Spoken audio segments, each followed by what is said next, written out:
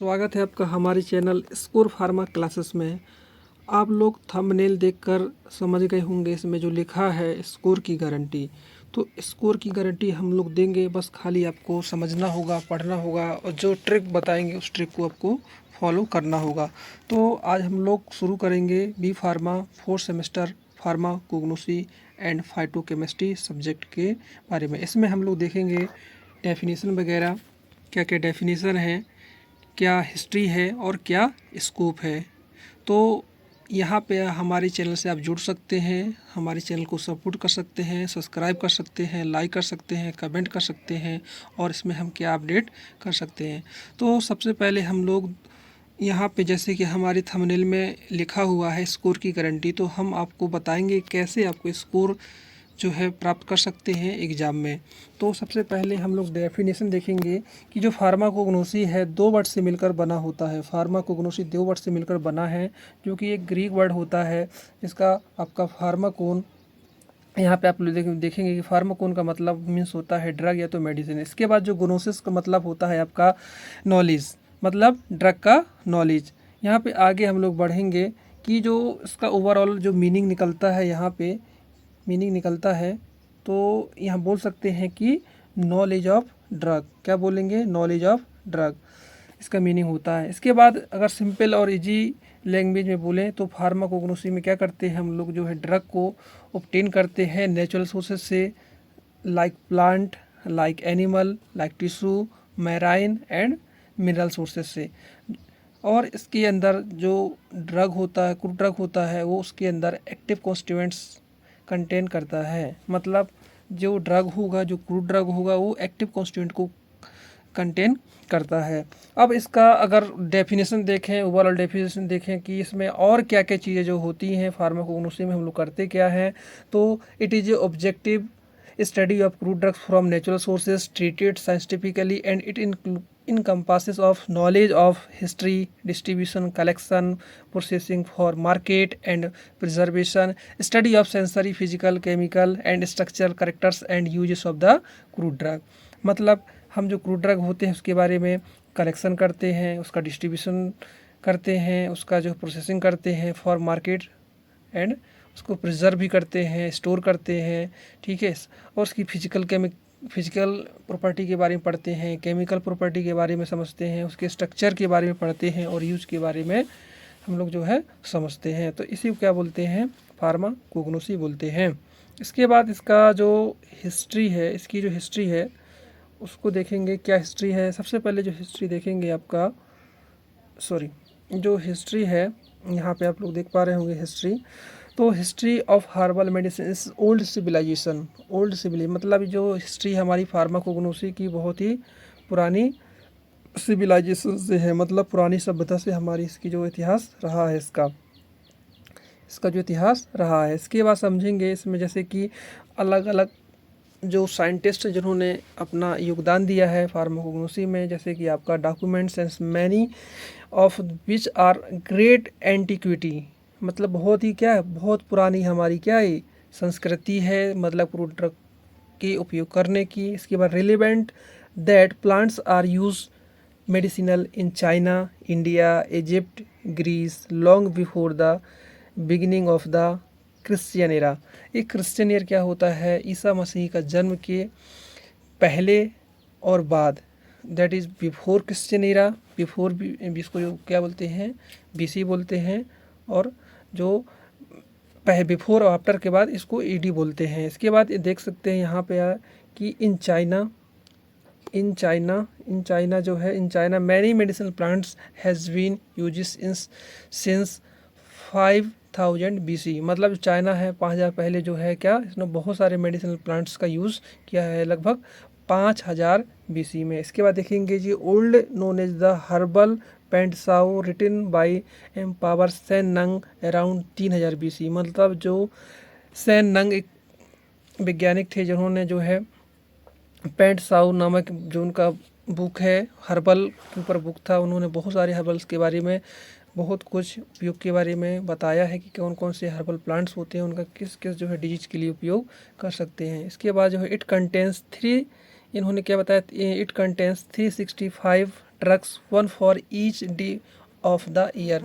मतलब जो क्या 365 ड्रग्स थी उन्होंने जो है प्रत्येक साल उपयोग करने के लिए उन्होंने तैयार की। इसके बाद चरक जो हमारे साइंटिस्ट हैं, इन्होंने क्या किया कि ये जो है इन्होंने बहुत सारे 50 ग्रुप्स को 10 हर्ब्स जो है 50 जो 10 हर्ब्स इनको 50 ग्रुप में डिवाइड किया था। ठीक है, according to him would suffice ordinary physicians need, मतलब फिजिशियंस की नीड के अनुसार इन्होंने तैयार किया था।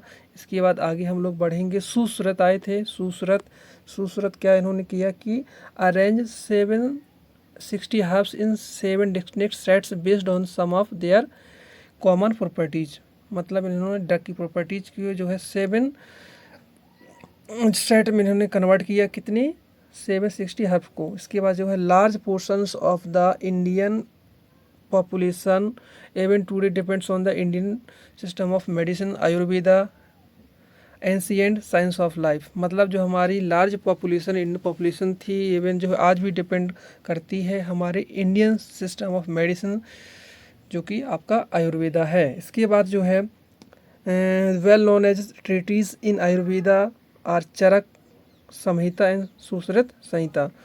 ठीक है, आयुर्वेद में जो चरक संहिता और सुश्रुत संहिता इनका जो है ट्रीटमेंट उपलब्ध है डिजीज का इन बुक्स में। इसके बाद जो नेक्स्ट हमारे साइंटिस्ट हैं एरिस्टोटल, इन्होंने 384 टू 322 BC में इन्होंने क्या लिया, इन्होंने जो लिखा है इन्होंने लिखा है एनिमल किंगडम के बारे में, एनिमल किंगडम के बारे में। Scientist footing free from all superstitions, मतलब इन्होंने किसी बिना भेदभाव के जो है इन्होंने एनिमल्स किंगडम के बारे में अपना बहुत बड़ा योगदान दिया है। इसके बाद जो हमारे साइंटिस्ट हैं थियोफ्रास्टस, इन्होंने 370 टू 287 BC में जो है इन्होंने बहुत कुछ काम किया है, जैसे कि इनको क्या बोलते हैं फादर ऑफ बॉटनी बोलते हैं। इसके बाद इन्होंने राइट अबाउट प्लांट्स के बारे में बहुत सारा इन्होंने लिखा है। इसके बाद डिस्क्राइब मेडिसिनल ऑफ प्लांट्स, मतलब जो मेडिसिनल प्लांट्स हैं को इन्होंने बहुत ज़्यादा डिस्क्राइब किया है। ठीक है, इसके बाद आगे बढ़ेंगे हम लोग गैलिल के बारे में देखेंगे कि जो गैलन हैं इन्होंने जो योगदान दिया है कब दिया है 131 टू 200 AD। फर्स्ट फार्मासिस्ट हैं जो who described method of preparing the drugs of vegetable and animal source. Gallon ने बताया कि जो है आपका मेडिसिनल है वो वेजिटेबल सोर्स एनिमल सोर्स को जो है तैयार कर सकते हैं, इसीलिए इनको क्या बोला गया है फर्स्ट फार्मासिस्ट बोला गया है। क्या बोला गया है फर्स्ट फार्मासिस्ट बोला गया है। इसके बाद जो हमारे नेक्स्ट साइंटिस्ट है चरक हैं। चरक इनकी 2 बुक है, इनकी जो 2 बुक थी चरक संहिता और सुश्रुत संहिता। इन्होंने जो चरक संहिता में बताया है 760 herbs divided into 7 different set में, मतलब 760 हर्ब्स को 7 सेट में इन्हें कन्वर्ट किया है। इसके बाद जो सुश्रुत संहिता है, सुश्रुत संहिता जो कि इन्होंने 10 हर्ब को 50 ग्रुप में डिवाइड किया था। इन्होंने 10 हर्ब को 50 ग्रुप में डिवाइड किया था according to need of physician. इसके बाद जो हमारे अगले साइंटिस्ट हैं जो अलग हमारी हिस्ट्री है फार्माकोग्नोसी की उसको देखेंगे हिप्पोक्रेट्स।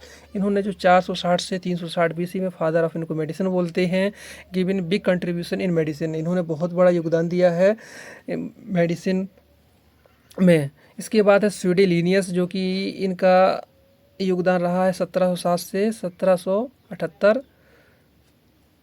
BC में। ठीक है, इसके बाद ग्रेट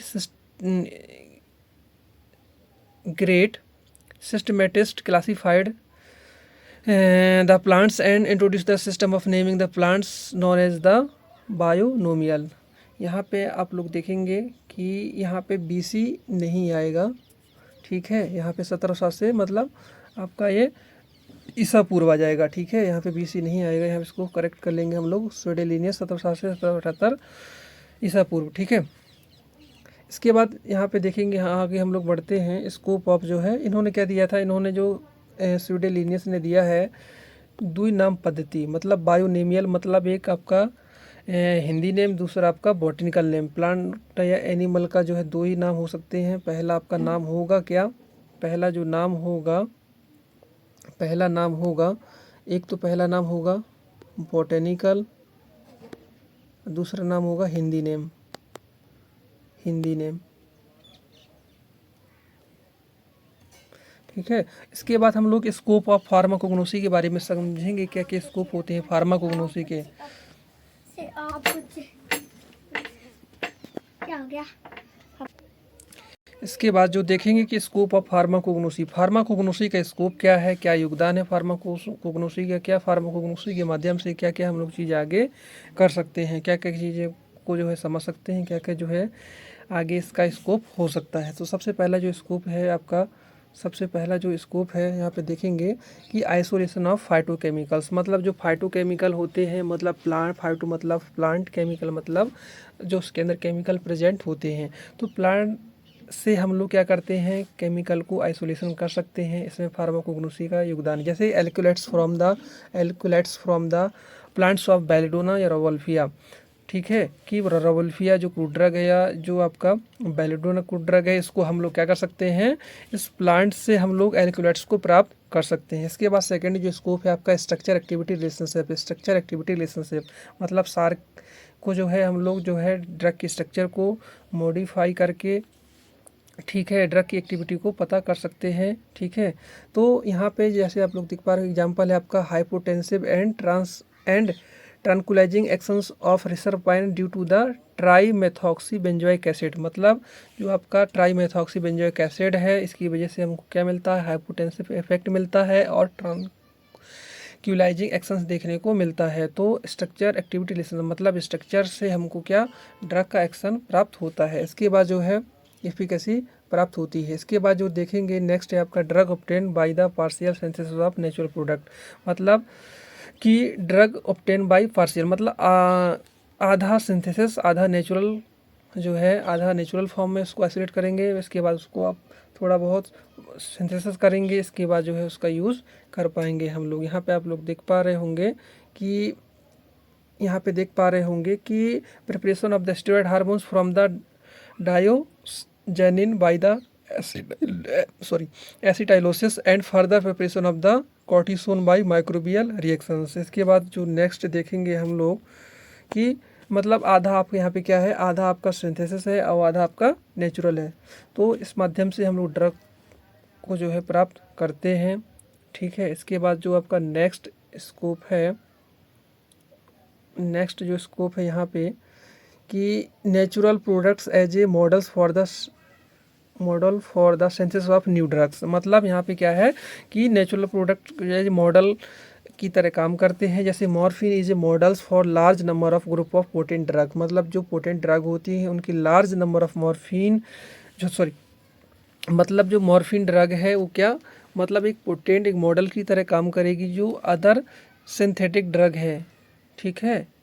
तो उनको जो है मॉडल्स की तरह यूज करते हैं जो आपका नेचुरल ड्रग होती हैं, जो हाईली पोटेंट ड्रग होती हैं। एग्जांपल के लिए आपका मॉर्फिन है। इसके बाद जो नेक्स्ट ड्रग देखते हैं drugs of direct therapeutic uses, मतलब ऐसे ड्रग जो कि बिना कुछ छेड़छाड़ किए हुए, बिना उसके स्ट्रक्चर में परिवर्तन किए हुए हम लोग डायरेक्ट उसका यूज कर सकते हैं। Among the natural constituents which even now can not be replace are important groups of antibiotics, steroids and alkaloids, मतलब जो है किसी प्रकार के जो है बिना रिप्लेस किए हुए हम लोग उसको डायरेक्ट यूज़ थेरेपेटिक यूज़ कर सकते हैं। इसके बाद है आपका जो नेक्स्ट स्कोप है, यहाँ पे हम लोग देखेंगे cultivation collection of medicinal plants. सबसे जैसे कि हम कल्टीवेशन कर सकते हैं, खेती कर सकते हैं, उसको जो है कलेक्ट कर सकते हैं, जैसे क्लोव है, सिनकोना है, सिनेमोन है, ओपीएम है, ईटीसी। इसके बाद है प्रिपरेशन ऑफ, इसके बाद है आपका प्रिपरेशन ऑफ हर्बल फार्मूलेशन, मतलब हर्बल फार्मूलेशन बना सकते हैं, जैसे चूड़ा से पाउडर फॉर्म वाली जो ड्रग होती हैं जिनका इंडाइजेशन में कफिंग में यूज करते हैं। असावा और अरिस्टा जो है ये आपके लेहा हो गए, ये आपकी प्रिपरेशंस होती हैं, हर्बल फार्मूलेशंस होते हैं, इनको भी हम लोग प्राप्त कर सकते हैं। असावा जैसे कि आपका असावा हो गया, अरिस्टा हो गया, ठीक है। तो असावा हो जो कि अनबॉइल्ड वाटर से तैयार किया जाता है, जो कि अरिस्टा होता है बॉइल्ड वाटर का यूज करके, इसके बाद इनको फर्मेंटेड किया जाता है, इस प्रकार की प्रिपरेशन को तैयार करते हैं। इसके बाद आगे देखेंगे नेक्स्ट जो आपका स्कोप है, नेक्स्ट स्कोप है आपका development of tissue culture plants. Development of tissue culture plants मतलब जो हम लोग सिट्रस स्पीसीज के प्लांट होते हैं जिनके अंदर जो है जैसे लेमन हो गया, आपका ऑरेंज हो गया, ठीक है, इस तरह की जो आपके सिट्रस स्पीसीज होती है उनको हम लोग जो है डेवलप कर सकते हैं by the plant tissue culture से। Thank you.